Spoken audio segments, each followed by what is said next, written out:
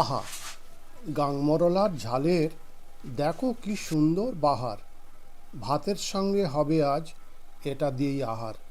ঝাল ঝাল মাখা মাখা আলু বেগুন সাথে, গরিবের আহার হলেও সবাই নাও গো পাতে। এই রেসিপিটা বানানোর জন্য নিয়েছি 250 গ্রাম পরিমাণ গাংমরলা। এগুলো আঁশ ছাড়িয়ে ভালো করে ধুয়ে সামান্য নুন হলুদ মাখিয়ে নিয়েছি আগেই। আর নিয়েছি একটা বেগুন, এটাকেও কেটে নিয়েছি। একটা আলু নিয়েছি, পেঁয়াজ, রসুন, আদা, আর নিয়েছি টমেটো, নিয়েছি কাঁচা লঙ্কা। প্রথমে পেঁয়াজ, রসুন, আদা, টমেটো, কাঁচা লঙ্কাগুলোকে গরম তেলে কিছুটা ভেজে নেব। ভেজে নিয়ে ঠান্ডা হলে পেস্ট করে একটা গ্রেভি করে নেব। এই গ্রেভিটাই এই রেসিপিটার মূল বৈশিষ্ট্য। পেঁয়াজগুলো সরু সরু করে কুচোই নি, একটা পেঁয়াজকে 4 কুচো করে আমি ভেজে নিচ্ছি। রসুনও তাই, গোটা গোটা রসুন ভেজে নিচ্ছি, লঙ্কাও তাই।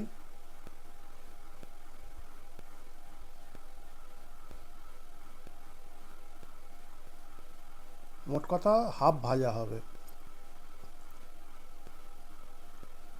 আমি সুব্রত, আপনারা দেখছেন মুক্তিকণা কিচেন। এবার টমেটোগুলো দিয়ে দিলাম। টমেটোগুলো কিছুক্ষণ নেড়ে চেড়ে নিয়ে ঢাকা দিয়ে দেবো। ঢাকা দিলে কিছুটা নরম হলে সুবিধা হবে।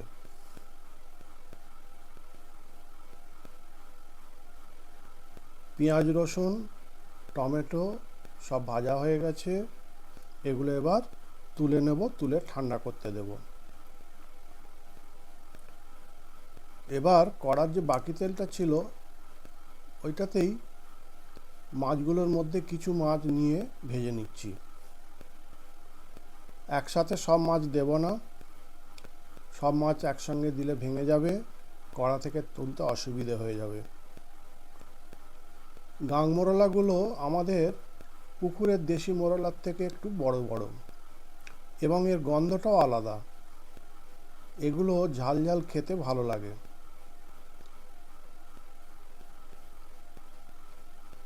পুকুরের মোরলার থেকে এইগুলোর দামেও সস্তা।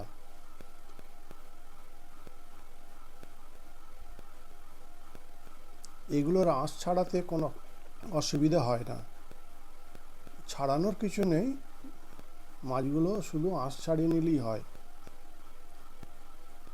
মাছ ভাজা হয়ে গেছে। এবার কড়াতে আরেকটু তেল দিয়ে সাদা কালো জিরের ফোড়ন দিয়ে দিলাম। ফোড়নটা একটু ভেজে নিয়ে আলুগুলো ছেড়ে দেবো।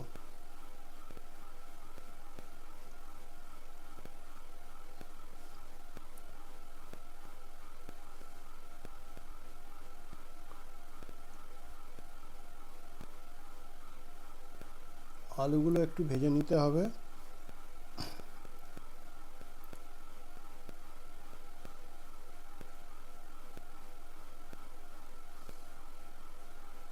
মাছগুলো এইভাবে ভাজা হয়ে গেছে।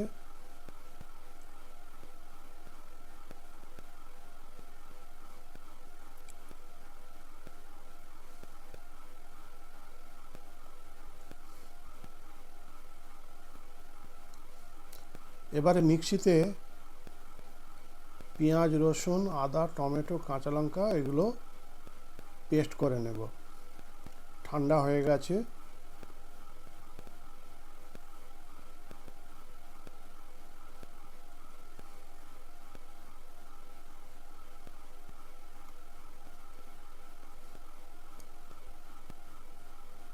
এই রেসিপির এই গ্রেভিটাই হচ্ছে বৈশিষ্ট্য,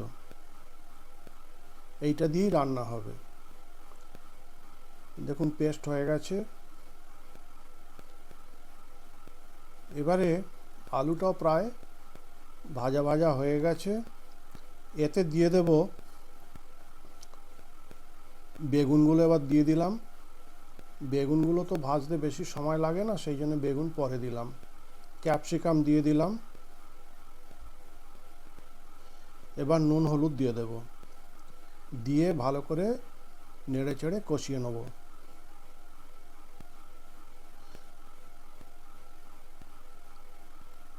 সবজিগুলো নরম হয়ে এসেছে, এবারে গ্রেভিটা দিয়ে দিলাম।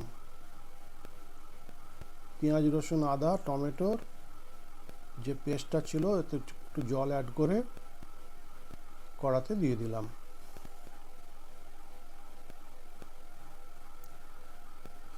এই রেসিপিটা বেশ মাখা মাখা হবে। ঝোল ফুটে উঠেছে, এবার মাছগুলো ছেড়ে দেব।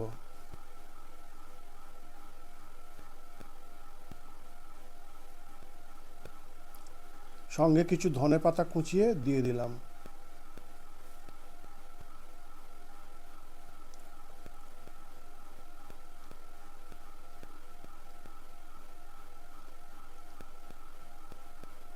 আমার রান্না কমপ্লিট।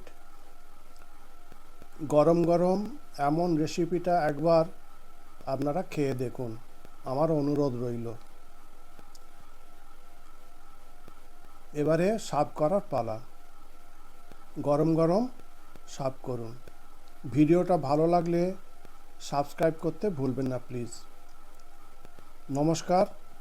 পারলে লাইক শেয়ার কমেন্টস করতেও ভুলবেন না। সবাই ভালো থাকবেন।